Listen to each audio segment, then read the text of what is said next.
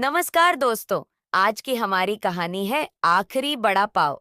75 वर्षीय बुजुर्ग और 70 वर्षीय उनकी पत्नी एयरपोर्ट के बाहर की सीढ़ियां पर बैठे हुए एयरपोर्ट के अंदर ताक रहे थे।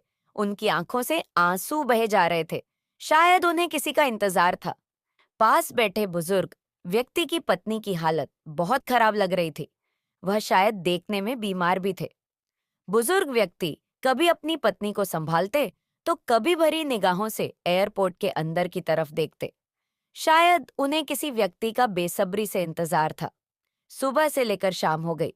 बुजुर्ग व्यक्ति और उनकी पत्नी वहीं पर बैठे बैठे किसी का इंतजार किया जा रहे थे। इधर जब शाम के 7:30 पर ऑफिस खत्म होने के बाद कबीर सीधा घर नहीं गया था, क्योंकि कबीर को उसके दोस्त राजन का फोन आया था, जिसने कबीर को बड़ा पाव की शॉप के सामने रुकने के लिए कहा था। उसे कुछ शॉपिंग करनी थी, इसलिए उसने कहा था, तुम रुकना, साथ में जाएंगे। कबीर और राजन दोनों हमेशा एक साथ ही शॉपिंग करने जाते थे।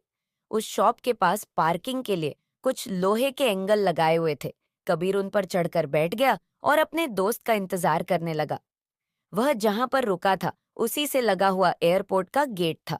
वहीं 75 वर्ष से बुजुर्ग आदमी आंखों पर मोटे कांच वाले चश्मे, धोती और कुर्ता पहने कबीर के पास आए, क्योंकि वह लोहे के एंगल पर 3-4 फीट ऊंचाई पर बैठा था। इसलिए उन बुजुर्ग ने उसके घुटने को छुआ और बोला, बेटा, एक बड़ा पाव खरीद कर दे दोगे तो बहुत अच्छा होगा। बहुत ज्यादा भूख लगी है। कबीर ने जब उस बुजुर्ग की तरफ देखा तो वह उसे रोजाना दिख रहा। अधिकारियों में से नहीं लगे। उन्हें देखकर ऐसा भी नहीं लग रहा था कि वह हर दिन भीख मांगते होंगे।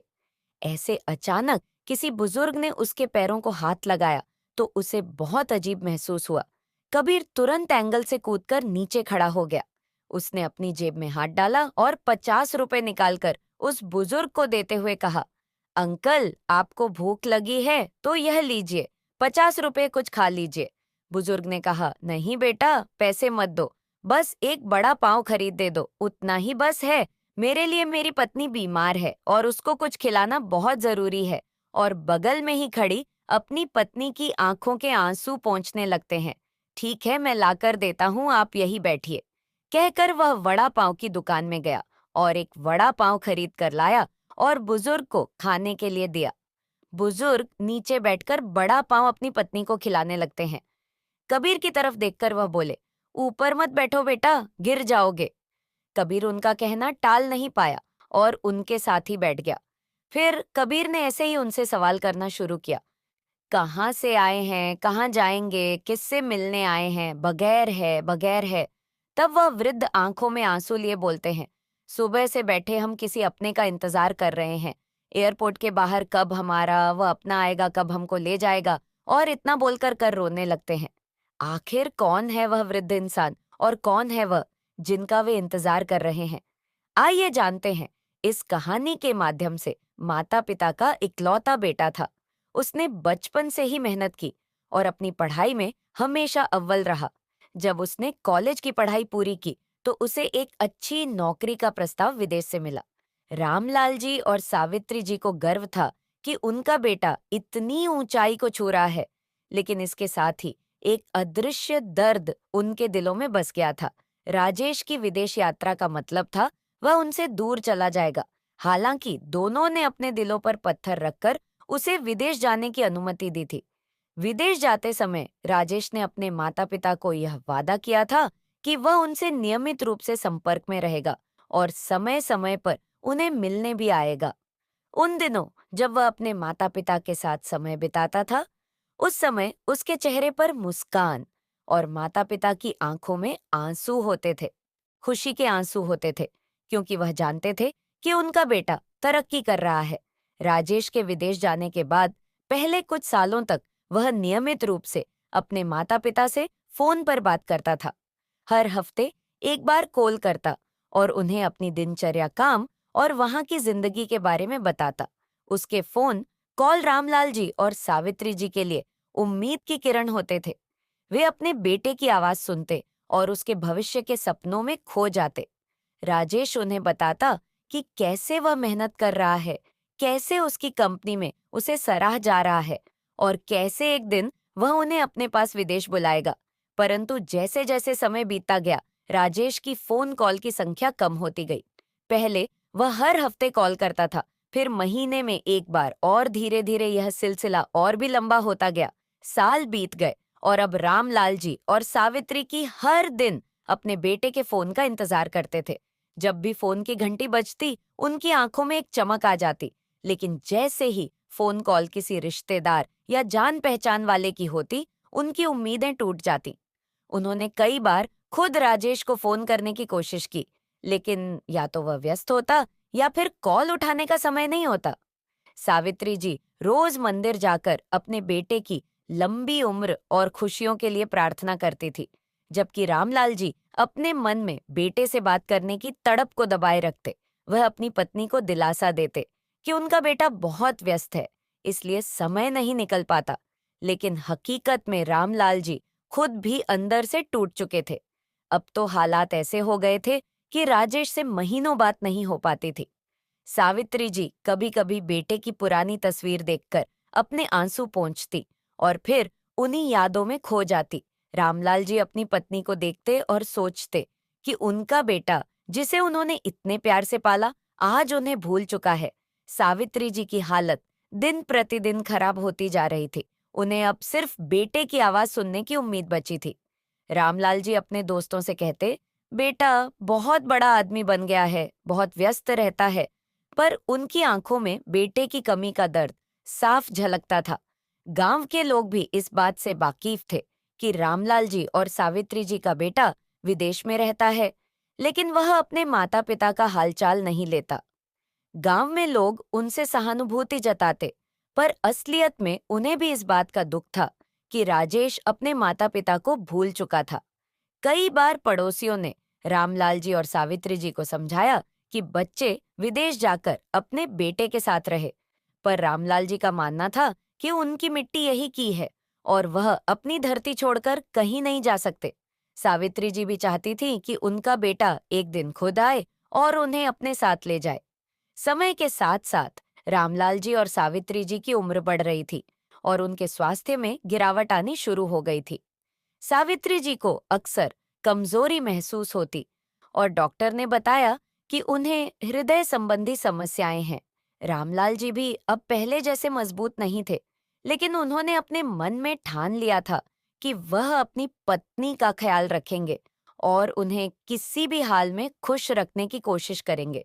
फिर भी दोनों को एक ही बात की चिंता थी, उनके बाद उनका बेटा क्या करेगा, क्या वह उन्हें फिर कभी देखने आएगा। यह सोच सोचकर सावित्री जी की हालत और बिगड़ती गई। एक दिन रामलाल जी ने ठान लिया कि वह किसी भी तरह अपने बेटे से बात करेंगे। उन्होंने एक बार फिर राजेश को फोन किया और इस बार सौभाग्य से राजेश ने फोन उठाया। रामलाल जी की आवाज में एक आदर्श डर था, जिसे शायद राजेश ने महसूस नहीं किया। रामलाल जी ने सिर्फ इतना कहा, बेटा हम बूढ़े हो गए हैं, हमें तेरी बहुत याद आती है, एक बार आकर मिल जाए। राजेश ने जल्दी जल्दी जवाब दिया, पापा मैं बहुत व्यस्त हूँ, जैसे ही मुझे छुट्टी मिलेगी मैं आऊंगा, आप अपना ख्याल रखिए। यह कहकर उसने फोन रख दिया। वह फोन कॉल रामलाल जी के लिए एक आखिरी उम्मीद थी जो अब टूट चुकी थी। लेकिन थोड़े दिन बाद सावित्री जी घर के आंगन में बैठी थी। तभी फोन की घंटी बजी तो सावित्री जी को एक उम्मीद की किरण जगी। तो उन्होंने भागकर फोन उठाया और जैसे ही उन्होंने हेलो कहा, दूसरी तरफ से एक जानी पहचानी आवाज आई, माँ मैं राजेश बोल रहा हूँ। सावित्री जी का दिल खुशी से भर गया। तड़पती आवाज में बोली, बेटा तुम कैसे हो, इतने दिन हो गए, तूने हमें कोई खबर ही नहीं दी। राजेश ने अपनी माँ को दिलासा देते हुए कहा, माँ मैं बिल्कुल ठीक हूँ, माफ करना कि मैं आपसे बात नहीं कर पाया, काम में बहुत व्यस्त था।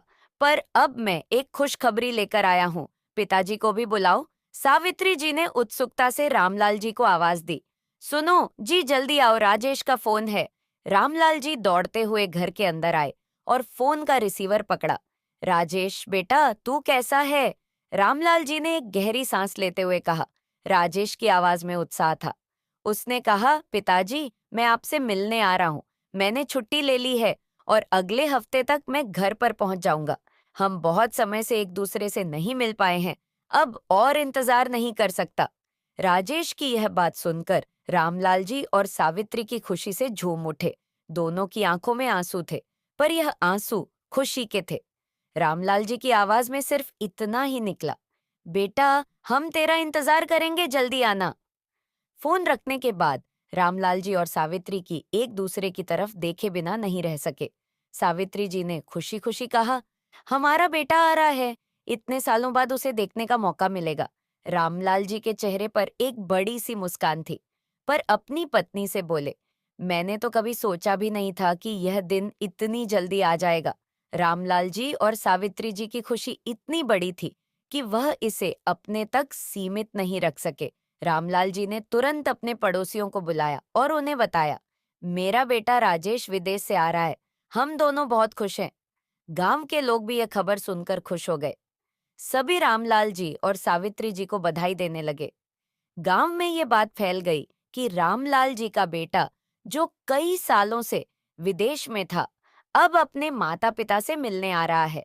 सावित्री जी ने तुरंत घर की सफाई करना शुरू कर दी, पर हर कोने को चमकाने लगी ताकि जब उनका बेटा घर आए तो सब कुछ सही लगे। दोनों लोग घर की तैयारी में जुट गए। वैसे तो रामलाल जी अपने गांव में प्राइवेट स्कूल में टीचर थे, वहां पर गणित के अध्यापक थे। उनकी गणित विषय में बहुत ही अच्छी पकड़ थी। सभी लोग बहुत आदर और सम्मान देते थे। लेकिन अब रामलाल जी बुजुर्ग हो गए थे, इसलिए उनके पास अपने जो खेत थे, उनको ही उगाई पर उठा दिया करते थे। उसी से उनका अच्छे से खर्चा निकल जाया करता था। सावित्री जी ने राजेश के लिए उसके पसंदीदा पकवान बनाने की योजना बनाई और गांव के बाजार से ताजा फल और सब्जियां मंगवा। रामलाल जी ने अपने पुराने दोस्त से मिलकर अपने घर की मरम्मत करवाई ताकि राजेश के आने पर उसे किसी तरह की अस्मिता ना हो। अब हर दिन रामलाल जी और सावित्री जी के लिए खास था। अपने बेटे के इंतजार में हर छोटी छोटी बात पर ध्यान देते थे। जब भी किसी गाड़ी की आवाज आती, दोनों दरवाजे की ओर दौड़ लगते, यह सोचते हुए कि शायद राजेश आ गया हो।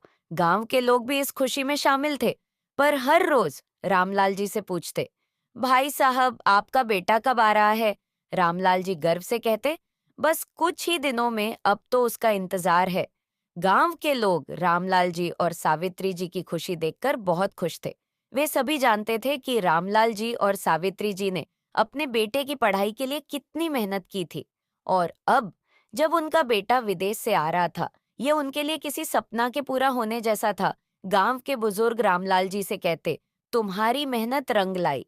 अब देखना, तुम्हारा बेटा जब आएगा तो कितनी खुशियां लेकर आएगा। रामलाल जी और सावित्री जी का दिल गर्व और खुशी से भरा हुआ था। जब वह दिन आया जिसका रामलाल जी और सावित्री जी ने इतने वर्षों से इंतजार किया था, उनकी खुशी का ठिकाना नहीं रहा। सुबह सुबह ही दोनों अपने घर के आंगन में बैठकर राजेश के आने का इंतजार कर रहे थे। गांव के कुछ लोग भी वहां इकट्ठा हो गए थे, क्योंकि सभी राजेश से मिलने के लिए उत्सुक थे। थोड़ी देर बाद एक गाड़ी घर के सामने आकर रुकी और उसमें से राजेश उतरा। राजेश को देखकर रामलाल जी और सावित्री जी की आंखों में आंसू आ गए। इतने वर्षों बाद अपने बेटे को सामने देखकर उनकी सारी थकान और दर्द मानो पल भर में गायब हो गया हो। दोनों ने दौड़कर अपने बेटे को गले से लगा लिया। राजेश ने भी अपने माता पिता को गले से लगाते हुए कहा, पिताजी, माँ, मैं आपको बहुत मिस कर रहा था। आखिरकार मैं आपके पास आ ही गया। सावित्री जी ने अपने बेटे के चेहरे को प्यार से छुए और कहा, बेटा, तू कितना बड़ा हो गया है, हमने तुझे बहुत याद किया। रामलाल जी की आंखों में गर्व और खुशी की चमक थी। उन्होंने अपने बेटे की पीठ थपथपाते हुए कहा, राजेश, तूने हमारा सपना पूरा कर दिया। अब बस तुझे देखकर ही हमारी सारी मेहनत सफल हो गई। कुछ देर बाद जब सभी गांव वाले राजेश से मिल चुके थे और अपने अपने घर को लौट गए, तो रामलाल जी और सावित्री जी अपने बेटे के साथ बैठकर बातें की। खाने की मेज पर बैठते हुए सावित्री जी ने ध्यान दिया कि राजेश अकेला ही आया है। उन्होंने सोचा था कि वह अपनी पत्नी और बच्चों को भी साथ लाएगा, लेकिन उन्हें न देखकर वह थोड़ा असमंजस में थी। रामलाल जी ने भी आखिरकार यह सवाल अपने मन में उठाया और धीरे से पूछा, बेटा, बहू और पोते को साथ क्यों नहीं लाया? हम तो उन्हें भी बहुत याद कर रहे थे। उन्हें भी यहाँ लाना चाहिए था ताकि हम साथ समय बिता सके। राजेश थोड़ा सोचने लगा कि वह अपने माता पिता को क्या जवाब दे। जानता था कि उसकी पत्नी और बच्चे इस समय किसी कारणवश भारत नहीं आ सकते थे, लेकिन वह यह भी नहीं चाहता था कि उसके माता पिता निराश हों। उसने धीरे से कहा, पिताजी, माँ, असल में रीना और बच्चे भी आना चाहते थे, लेकिन उनके पास अभी कुछ जरूरी काम है। बच्चों के स्कूल की छुट्टियां नहीं थी।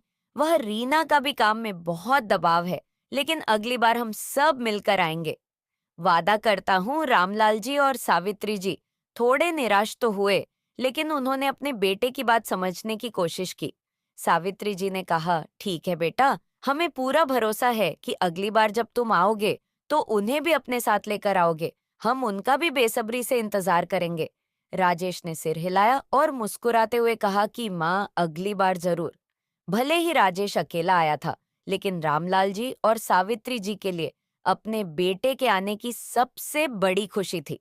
उन्होंने सोचा कि उनका बेटा अब उनके पास है और यही उनके लिए सबसे बड़ी खुशी है।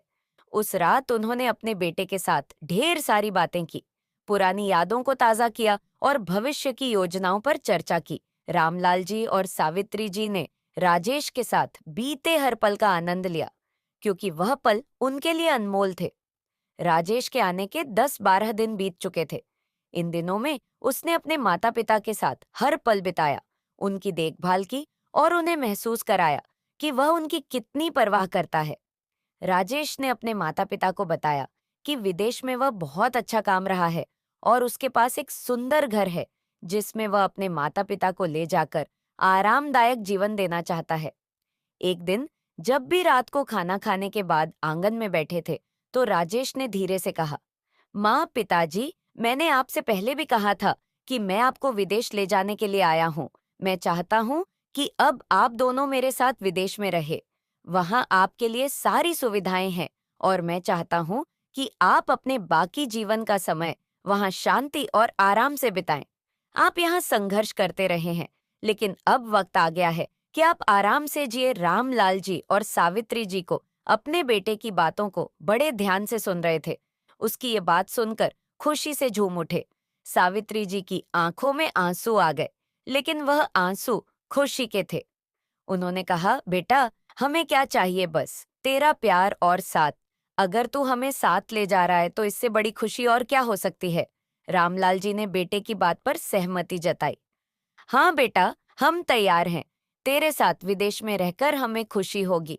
जब राजेश ने अपने माता पिता से कहा कि वह विदेश जाने के लिए अपना सामान बांध ले, तो वे दोनों उत्साहित हो गए।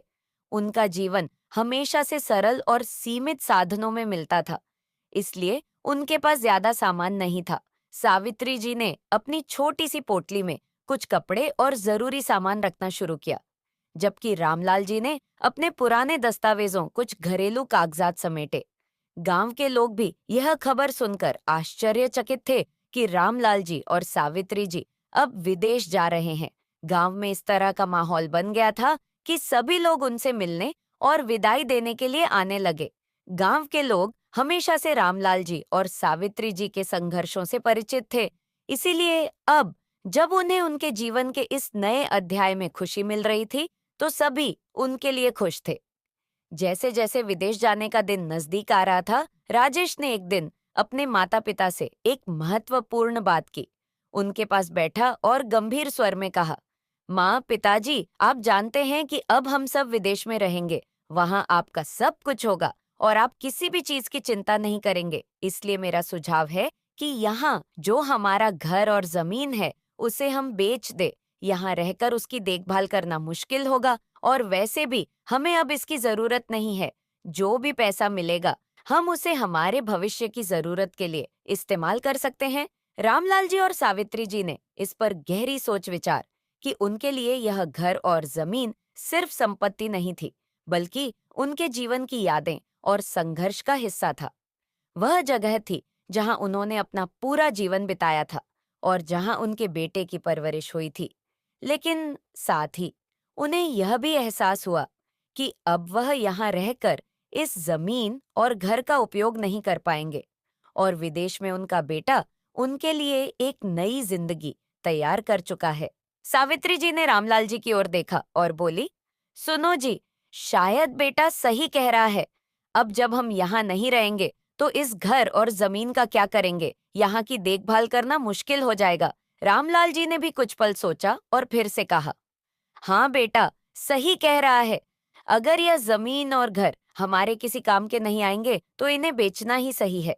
राजेश नहीं है सुनकर राहत महसूस की और उसके माता पिता उसकी बात से सहमत हो गए हैं। उसने उन्हें बताया कि वह खुद सभी कागजी कार्रवाई देखेगा और सुनिश्चित करेगा कि सब कुछ ठीक से हो।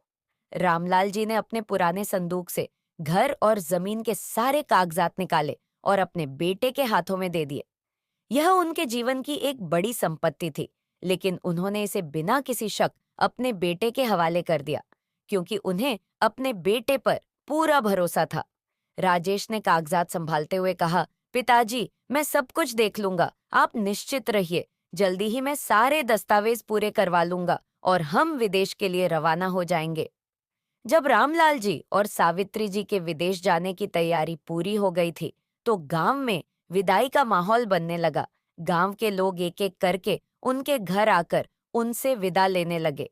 गांव का हर व्यक्ति जानता था कि रामलाल जी और सावित्री जी ने अपने जीवन में कितनी कठिनाइयों का सामना किया है, और अब जब उन्हें विदेश में एक बेहतर जीवन का मौका मिल रहा था, तो सभी उन्हें शुभकामनाएं दे रहे थे। सावित्री जी ने गांव के सभी लोगों से विदा ली और कहा, हमने यहाँ अपना सारा जीवन बिताया है।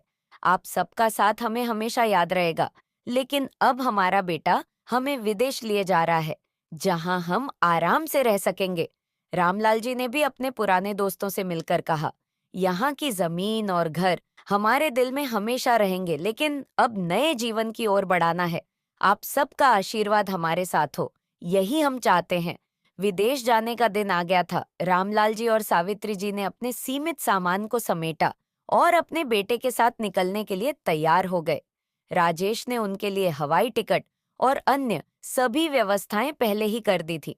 रामलाल जी और सावित्री जी अपने घर के दरवाजे पर आखिरी बार खड़े होकर उसे देख रहे थे, तो उनके मन में कई भावनाएं उमड़ रही थी।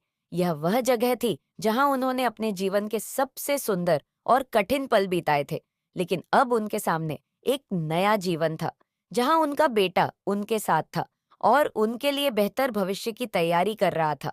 रामलाल जी और सावित्री जी अपने बेटे राजेश के साथ एयरपोर्ट के लिए निकले। उनके दिल में खुशी और उत्साह का मिला-जुला भाव था।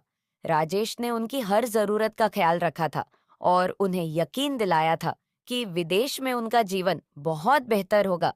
जब एयरपोर्ट पहुंचे, तो राजेश ने अपने माता-पिता को वेटिंग रूम में बैठने के लिए कहा। उसने कहा, पिताजी, माँ, आप यहीं बैठकर मैं चेक इन की प्रक्रिया पूरा करके आता हूँ। फिर हम फ्लाइट में बैठकर एक नई दुनिया की ओर चलेंगे। रामलाल जी और सावित्री जी ने खुशी-खुशी से वेटिंग रूम में बैठ गए। रामलाल जी और सावित्री की बैटिंग रूम में बैठे अपने बेटे का इंतजार कर रहे थे। शुरू में वह खुश थे और सोच रहे थे कि जल्दी में फ्लाइट में बैठकर अपने बेटे के साथ विदेशी जाएंगे। लेकिन जैसे जैसे समय बीतने लगा, वे थोड़ा चिंतित होने लगे। उन्हें लगने लगा कि राजेश को चेकिंग में कुछ ज्यादा ही समय लग रहा है। सावित्री जी ने धीरे से कहा, सुनो जी, राजेश अभी तक नहीं आया है। क्या उसे कोई दिक्कत हो रही है? रामलाल जी ने उसे दिलासा देते हुए कहा, नहीं, शायद चेक इन में थोड़ा वक्त लग रहा होगा, वह आ जाएगा। लेकिन जैसे जैसे और समय बीतता गया, उनकी चिंता बढ़ने लगी। उन्हें बैठे बैठे 2-3 घंटे हो गए थे, लेकिन राजेश का कोई आता पता नहीं था। अब वे दोनों गंभीर रूप से चिंतित हो गए। रामलाल जी ने आखिरकार तय किया कि अब और इंतजार करना उचित नहीं है। उन्होंने सावित्री जी से कहा, मुझे लगता है कि हमें रिसेप्शन पर जाकर पता करना चाहिए कि क्या हो रहा है। सावित्री जी ने सहमति में सिर हिलाया और वे दोनों रिसेप्शन काउंटर की ओर बढ़े। रिसेप्शन पर पहुंचकर रामलाल जी ने काउंटर क्लर्क से पूछा, बेटा, हमारा बेटा राजेश चेकिंग करने गया था, लेकिन अब तक वापस नहीं आया। हमें फ्लाइट में जाना था। क्या आप देख सकते हैं कि क्या हो रहा है? काउंटर पर बैठे व्यक्ति ने कंप्यूटर में कुछ समय तक जानकारी की और फिर कहा कि सर, वह फ्लाइट तो 2.5 घंटे पहले ही उड़ान भर चुकी है। यह सुनते ही रामलाल लाल जी और सावित्री जी के चेहरे पर हैरानी और अविश्वास की झलक साफ दिखाई देने लगी। रामलाल जी ने तब कहा, यह कैसे हो सकता है, हम लोग को की टिकट इस फ्लाइट में थी और हमारा बेटा भी हमारे साथ था। रिसेप्शन वाले ने फिर से कंप्यूटर चेक किया और कहा, मुझे खेद है, लेकिन आपके नाम से कोई टिकट बुक नहीं थी। हाँ, एक व्यक्ति जिसका नाम राजेश है, वह जरूर उस फ्लाइट में गया है। यह सुनकर रामलाल जी और सावित्री जी की दुनिया जैसे एक पल में बदल गई। सावित्री जी का चेहरा सफेद पड़ गया और उनके होंठ कांपने लगे। उन्होंने कांपती आवाज में कहा, लेकिन हमारा बेटा हमें साथ ले जाने वाला था, वह हमें कैसे छोड़ सकता है। रामलाल जी के दिल में भी गहरा आघात हुआ। वह यह सोच भी नहीं सकते थे कि उनका बेटा, जिसे उन्होंने अपने खून पसीने से पाला था, ऐसा कर सकता है। लेकिन अब सब कुछ साफ हो चुका था। उनका बेटा उन्हें धोखा देकर विदेश चला गया था। रामलाल जी ने अपनी कांपती आवाज रिसेप्शन वाले से कहा, हमने उसे अपना सब कुछ सौंप दिया था, घर जमीन सब कुछ, और उसने हमें यहाँ छोड़ दिया। सावित्री जी को यह बात बर्दाश्त नहीं हो सका। उसके पैरों से जैसे जमीन खिसक गई। वह धड़ाम से जमीन पर गिर पड़ी। रामलाल जी ने तुरंत उसे संभालने की कोशिश की, लेकिन वह खुद भी इतनी बड़ी चोट झेल चुके थे कि उसके पैरों में ताकत नहीं रही। उनकी आंखों में आंसू थे, लेकिन वह कुछ कहने की स्थिति में नहीं थे। उनका पूरा शरीर कांप रहा था और उनका दिल दुख और विश्वासघात से भर गया था। सोच भी नहीं पा रहे थे कि कैसे उनका अपना बेटा, जिसे उन्होंने अपनी सारी जिंदगी पाल पोस कर बड़ा किया, उन्हें इस तरह धोखा दे सकता है।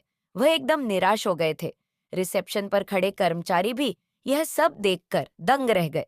उन्होंने तुरंत मदद के लिए एयरपोर्ट मेडिकल टीम को बुलाया, क्योंकि सावित्री जी की हालत गंभीर हो चुकी थी। वह लगातार बेहोशी की हालत में थी और रामलाल जी पूरी तरह से टूट चुके थे। मेडिकल टीम आई और सावित्री जी को स्ट्रक्चर पर ले जाकर प्राथमिक उपचार दिया, लेकिन उनकी हालत नाजुक बनी रही। रामलाल जी ने अपनी कांपती आवाज में कहा, हमारा बेटा हमें यहाँ छोड़कर चला गया है। अब हमारे पास क्या बचा है।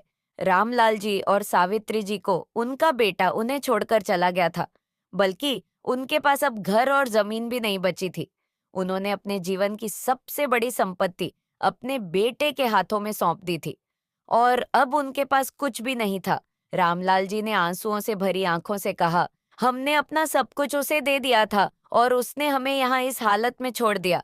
अब हम कहाँ जाएंगे। हमारे पास ना घर है और न ही जमीन और न ही कोई सहारा। जब रामलाल जी और सावित्री जी को कुछ होश आया, तो वह सोचने लगे कि अब वह कहाँ जाएंगे। रामलाल जी और सावित्री जी की जिंदगी का एक ऐसा दिन था जो शायद उनके जीवन का सबसे काला दिन बन गया था। अपने बेटे राजेश के धोखे के बाद भी हताश और निराशा की गहराइयों में डूबे हुए थे। एयरपोर्ट के बाहर सीढ़ियों पर बैठे हुए उनके आंखों से लगातार आंसू बह रहे थे भी। अभी भी यह समझने की कोशिश कर रहे थे कि कैसे उनका बेटा, जी से उन्होंने अपनी सारी संपत्ति और अपना पूरा जीवन सौंप दिया था, उन्हें इस तरह अकेला छोड़कर चला गया। उनकी हालत ऐसी थी जैसे कोई पेड़ जिनकी जड़ उखाड़ दी गई हो और अब वह धूप में झुलसने के लिए छोड़ दिया गया हो। रामलाल जी और सावित्री जी ने अपने बेटे राजेश के लिए अपना सब कुछ दांव पर लगा दिया था। उनका मानना था कि अगर उन्होंने अपने बेटे को अच्छे से पढ़ाया लिखाया, तो वह बड़ा आदमी बनेगा और उनके बुढ़ापे की लाठी बनेगा। उनका बेटा, जिस पर उन्होंने विश्वास किया था, उन्हें धोखा देकर चला गया था। वृद्ध माता पिता को अभी तक यकीन नहीं हो रहा था कि उनका अपना खून उन्हें इस हाल में छोड़कर चला गया है। इधर जब सुबह से शाम हो गई और शाम के 7:30 पर ऑफिस खत्म होने के बाद कबीर सीधा घर नहीं गया था, क्योंकि कबीर को उसके दोस्त राजन का फोन आया था, जिसने कबीर को बड़ा पाव की शॉप के सामने रुकने के लिए कहा था। उसे कुछ शॉपिंग करनी थी, इसलिए उसने कहा था, तुम रुकना, साथ में जाएंगे। कबीर और राजन दोनों हमेशा एक साथ ही शॉपिंग करने जाते थे। उस शॉप के पास पार्किंग के लिए कुछ लोहे के एंगल्स लगाए हुए थे। कबीर उन पर चढ़कर बैठ गया और अपने दोस्त का इंतजार करने लगा। वह जहां पर रुका था, उसी से लगा हुआ एयरपोर्ट का गेट था। 75 वर्षीय बुजुर्ग रामलाल जी आंखों पर मोटे कांच के चश्मा और धोती और कुर्ता पहने कबीर के पास आए।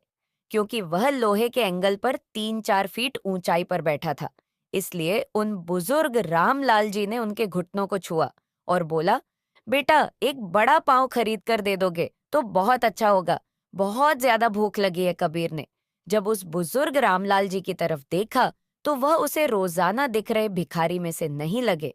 उन्हें देखकर ऐसा भी नहीं लग रहा था कि वह हर दिन भीख मांगते होंगे। ऐसे अचानक किसी बुजुर्ग ने उसके पैरों को हाथ लगाया तो उसे बहुत अजीब महसूस हुआ। कबीर तुरंत एंगल से कूदकर नीचे खड़ा हो गया।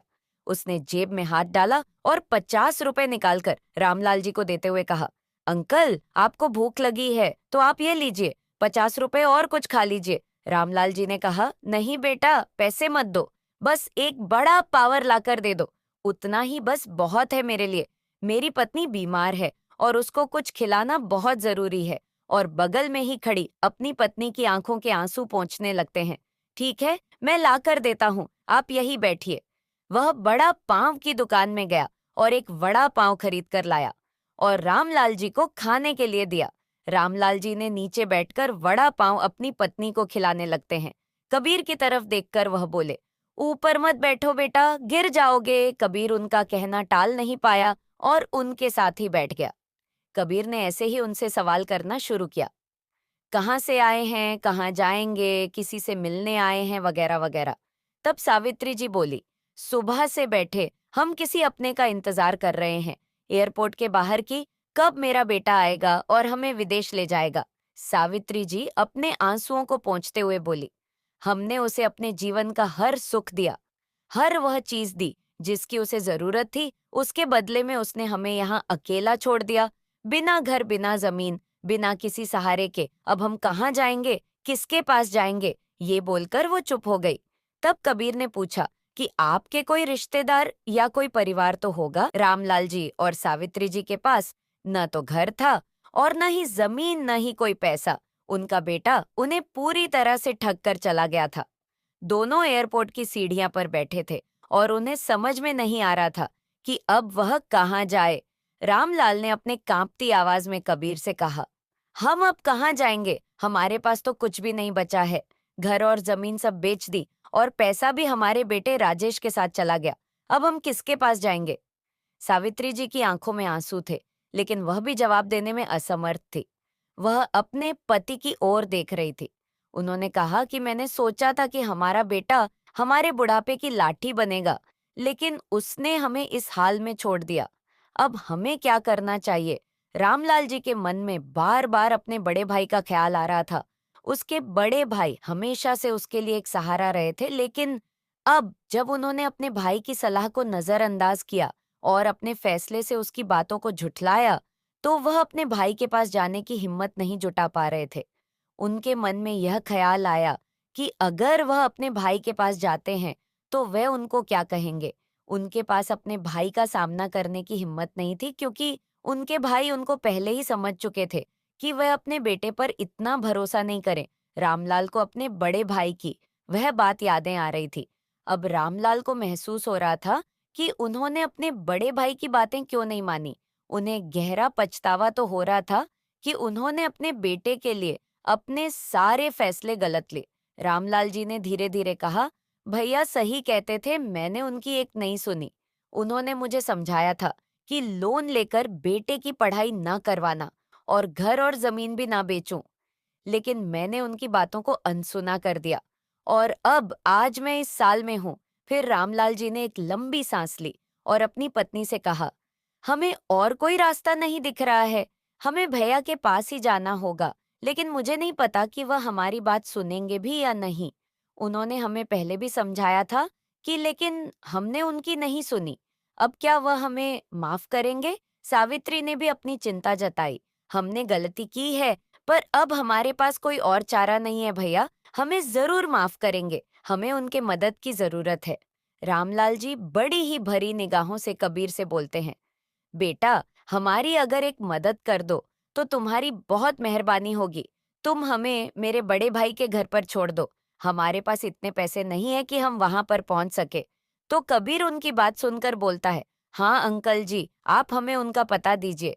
रामलाल जी जैसे ही कबीर को उनका पता बताते हैं, तो कबीर बोलता है, अरे अंकल जी, मैं तो उनके यहाँ पर ही रेंट पर रहता हूँ। इन अंकल ने हमें अपने घर के ऊपर वाला पोर्शन किराए पर दे रखा है। फिर कबीर राजन को फोन करके बोलता है, राजन अब तुम यहाँ पर मत आना, मुझे कोई जरूरी काम आ गया है, मैं घर जा रहा हूँ। रामलाल जी और सावित्री जी ने कैसे खुद को संभाला और अपने बड़े भाई के घर की ओर चल दिए। रास्ते पर उनके मन में विचारों का सैलाब मारता रहा। उन्हें समझ में नहीं आ रहा था कि वह अपने भाई का सामना कैसे करेंगे। रामलाल जी के मन में एक अपराध बोध था कि उन्होंने अपने भाई की सलाह न मानकर उनके रिश्ते को भी ठेस पहुंचाई थी। उनकी चाल धीमी थी, कदम भारी थे। तो उनके भाई उनसे क्या कहेंगे, लेकिन दोनों के पास कोई और रास्ता भी नहीं था। आखिरकार वह अपने बड़े भाई के घर के दरवाजे पर पहुंचे। रामलाल जी ने कांपते हाथों से दरवाजे की डोरबेल बजाई। उनके दिल के धड़कनें तेज हो गई थीं। उनके मन में कई सारे सवाल उमड़ रहे थे। क्या उनका भाई दरवाजा खोलेगा? क्या वह उनकी बात सुनेंगे? क्या वह उन्हें माफ करेंगे? थोड़ी देर बाद दरवाजा खुला और उनके सामने उनके बड़े भाई खड़े थे। उन्होंने जब अपने छोटे भाई को देखा, तो उनकी आंखों में एक पल के लिए हैरानी और चिंता दिखाई दी। रामलाल जी और सावित्री जी की हालत देखकर उनके भाई तुरंत समझ गए कि कुछ बहुत गंभीर हुआ है। रामलाल जी और सावित्री जी के आंखों में आंसू थे और वह बिना कुछ कहे ही अपने भाई के सामने रो पड़े। अपने छोटे भाई को इस हालात में देखकर बड़े भाई का दिल पसीज गया। हालांकि वह रामलाल जी से बहुत नाराज थे, लेकिन छोटे भाई को इस तरह रोते देखना उनके लिए भी असहनीय था। उन्होंने रामलाल जी और सावित्री जी को अंदर बुलाया और दोनों को सोफे पर बैठने के लिए कहा। रामलाल जी के बड़े भाई ने धीरे से कहा, क्या हुआ रामलाल, तुम इस हालत में क्यों हो? क्या बात है, मुझे सब कुछ बताओ। रामलाल जी की आंखों में आंसू बह रहे थे। उन्होंने कांपती आवाज में सारी बात अपने बड़े भाई को बताई कि कैसे उनका बेटा उन्हें विदेश ले जाने का झांसा देकर धोखा दे गया। कैसे उन्होंने अपनी जमीन और घर बेच, और उन्होंने कहा, भैया आप सही थे, आपने मुझे पहले ही आगाह किया था, लेकिन मैंने आपकी एक नहीं मानी।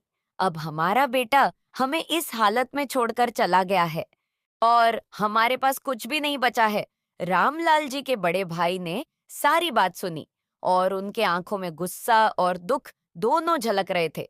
वह गुस्से से बोले, रामलाल, मैंने तुम्हें पहले ही कहा था कि ऐसा ना करो। मैंने तुम्हें समझाया था कि अपने बेटे पर इतना भरोसा मत करो, लेकिन तुमने मेरी एक भी नहीं सुनी। अब देखो क्या हो गया।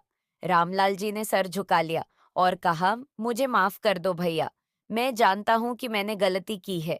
अब मेरे पास कुछ भी नहीं बचा है। हमें सिर्फ आपकी मदद की जरूरत है। अगर आप हमें माफ नहीं करेंगे, तो हमारे पास कहीं और जाने की जगह नहीं है। रामलाल जी के बड़े भाई का दिल पसीज गया था। उन्होंने देखा कि उनका छोटा भाई पहले से ही अपने गलतियों का एहसास कर चुका है और अब उसकी स्थिति बहुत दयनीय हो गई है। उन्होंने लंबी सांस ली और कहा, रामलाल, तुमने गलती की है, लेकिन तुम मेरे भाई हो। मैं तुम्हें इस हाल में अकेला नहीं छोड़ सकता हूँ। यह सुनकर रामलाल जी और सावित्री जी की आंखों से आंसू फिर से बहने लगे। रामलाल जी के बड़े भाई ने कहा, अब जो हुआ सो हुआ, हमें आगे देखना होगा। तुम दोनों अब मेरे साथ रहोगे। हम इस मुश्किल का सामना एक साथ करेंगे। रामलाल जी के बड़े भाई की एक बेटी और एक बेटा था। बेटी की शादी हो गई थी और वह अपने ससुराल में खुश थी और उनका बेटा बाहर जॉब कर रहा था। रामलाल जी के बड़े भाई अपनी पत्नी के साथ खुशी खुशी उस घर में रहते थे। बड़े भाई की इस बात में रामलाल जी और सावित्री जी को एक नई उम्मीद दी। उन्होंने महसूस किया कि परिवार का प्यार और समर्थन सबसे बड़ी ताकत होती है और वहीं उन्हें इस मुश्किल समय से निकाल सकता है। बड़े भाई ने उन्हें माफ कर दिया था और अब वह सब मिलकर एक नई शुरुआत करने की तैयारी कर रहे थे। इधर रामलाल जी के बड़े भाई कबीर का शुक्रिया अदा करते हैं। रामलाल जी अपने भाई के घर में आ तो गए थे, लेकिन वह अंदर ही अंदर घुट रहे थे। उनके बड़े भाई भी उनकी स्थिति को अच्छे से समझ रहे थे, लेकिन फिर भी जब रामलाल जी अकेले बैठते तो उन्हें अपने बेटे का धोखा याद आता। वह चाहकर भी अपने बेटे की गई हरकत को भूल नहीं पा रहे थे। इधर सावित्री जी भी अपने ही ख्वाबों में गुमसुम रहती थी। एक दिन रामलाल जी और उसके बड़े भाई बाहर बैठकर चाय नाश्ता कर रहे थे। उसी समय कबीर भी आकर वहां बैठ जाता है। रामलाल जी के बड़े भाई कबीर से पूछने लगते हैं कि तुम्हारी ऑनलाइन क्लासेस कैसी चल रही है कबीर। ऑफिस से आने के बाद 2 घंटे के लिए बच्चों की फिजिक्स के ऑनलाइन क्लासेस लेता था रामलाल जी ने। जब अपने बड़े भाई की यह बात सुनी कि कबीर ऑनलाइन क्लास लेता है, तो वह कुछ सोच में डूब गए। उनको सोच में डूबा देखकर कबीर रामलाल जी से बोलता है, अंकल क्या हुआ, आप क्या सोच रहे हैं? तो रामलाल जी कुछ सोचकर कबीर से बोलते हैं, क्या बेटा, मैं इस उम्र में ऑनलाइन क्लास से दे सकता हूँ? तभी रामलाल जी के बड़े भाई कबीर से बोलते हैं, पता है कबीर बेटा, मेरा भाई गणित का बहुत अच्छा अध्यापक है। कबीर यह सुनकर बड़े जोश से बोलता है, अरे अंकल, इस उम्र में क्या आप इससे भी ज्यादा उम्र में ऑनलाइन क्लास ले सकते हैं? तो रामलाल जी बोलते हैं, क्योंकि मेरा बैठे बैठे टाइम पास नहीं होता है और मेरे शरीर में इतनी ताकत नहीं है कि मैं बाहर जाकर कोई नौकरी भी कर सकूं। मुझे बच्चों को पढ़ना बहुत पसंद है। कबीर बोलता है, तो मैं आज ही अंकल आपके लिए यूट्यूब चैनल बना दूंगा। शाम को कबीर जैसे ही ऑफिस से लौटता है, तो रामलाल जी उसका बाहर इंतजार कर रहे थे। रामलाल जी को जैसे ही देखता है, तो वह बोलता है, अंकल आप बाहर कैसे? तो रामलाल जी बोलते हैं, बेटा आज मुझसे टाइम ही नहीं कट रहा था। मुझे ऐसा लग रहा था कि तुम जल्दी आओ। मेरा यूट्यूब चैनल बना दो कबीर। रामलाल जी की बात सुनकर तुरंत ही उनके मोबाइल पर यूट्यूब चैनल बना देता है और उनको ये भी बताता है कि कैसे ऑनलाइन क्लासेस लेते हैं। रामलाल जी बड़े ही इंटरेस्ट से उसकी बातों को अच्छे से सीख लेते हैं और धीरे धीरे रामलाल जी यूट्यूब पर गणित की क्लासेस लेने लगते हैं। उनके पढ़ाने का ढंग इतना अच्छा होता है कि धीरे धीरे वह बच्चों को अपनी ओर आकर्षित करने लगते हैं। जैसे जैसे समय बीतता गया, रामलाल जी के यूट्यूब चैनल पर पढ़ने वाले बच्चों की संख्या बढ़ती गई और जैसे ही 1 साल बीता, उनका चैनल 1 मिलियन पर पहुंच गया और जैसे ही दूसरा साल बीता, रामलाल जी का चैनल तो 10 मिलियन पहुंच गया था। उनके पढ़ाने का ढंग इतना अच्छा था कि बच्चे उनसे ही गणित की कक्षा लेना चाहते थे। अब तो पूरे शहर में क्या पूरे देश में रामलाल जी का नाम फेमस हो गया। अब रामलाल जी और सावित्री की भी अपनी दुनिया में खुश रहने लगे। वह भी धीरे धीरे अपने बेटे के द्वारा किए गए धोखे को भूल गए थे। अब उनके पास पैसों की कोई कमी नहीं थी। वह अपने भाई के यहाँ आराम से रहते और उनके ऊपर पैसों के लिए भी आश्रित नहीं थे। इधर राजेश, जो अपनी माता पिता को धोखा देकर विदेश चला गया था, उसने अपनी नौकरी छोड़कर वहां पर एक बिजनेस की शुरुआत की। लेकिन वहां उसे अपने बिजनेस में घाटा हो गया, तो वह जैसे तैसे फिर से अपने देश वापस आ गया। अपने देश वापस आकर वह अपने ससुराल में रहने लगा, लेकिन उसे कोई भी अच्छी नौकरी नहीं मिल रही थी। ससुराल में भी मैं कोई उसको आदर की दृष्टि से नहीं देखता था। एक दिन राजेश ऐसे ही न्यूज़पेपर पढ़ रहा था, तो न्यूज़पेपर पढ़ते हुए उसकी नज़र रामलाल जी की फोटो पर पड़ी, जिसमें रामलाल जी के बारे में लिखा था। वह उनके उपलब्धि देखकर दंग रह गया, क्योंकि रामलाल जी ने अब एक कोचिंग इंस्टीट्यूट खोल लिया था। राजेश ने जैसे ही यह बात अपनी पत्नी रीना को बताई, तो वह भी यह सब सुनकर दंग रह गई और वह दोनों तुरंत अपने माता-पिता से मिलने कोचिंग इंस्टीट्यूट जाते हैं। वहां रामलाल जी अपने विद्यार्थियों को गणित पढ़ा रहे थे। जैसे ही उनका लेक्चर खत्म होता है, तो वह क्लासरूम से बाहर आते हैं। उनको बाहर आता देखकर राजेश उनके पास जाकर हाथ जोड़कर खड़ा हो जाता है। साथ ही उसकी पत्नी रीना भी अपने ससुर जी के सामने हाथ जोड़कर खड़ी हो जाती है। वे दोनों उनसे माफी मांगने लगते हैं। राजेश बोलता है, पिताजी मुझे माफ कर दीजिए, मुझे वहां पर बिजनेस में घाटा हो गया। मैं यहाँ से जितने भी रुपए लेकर गया था, वहां पर मैंने अपने एक मित्र के साथ एक बिजनेस शुरू किया, लेकिन मेरे मित्र ने मुझे धोखा दे दिया और सारा बिजनेस अपने नाम कर लिया।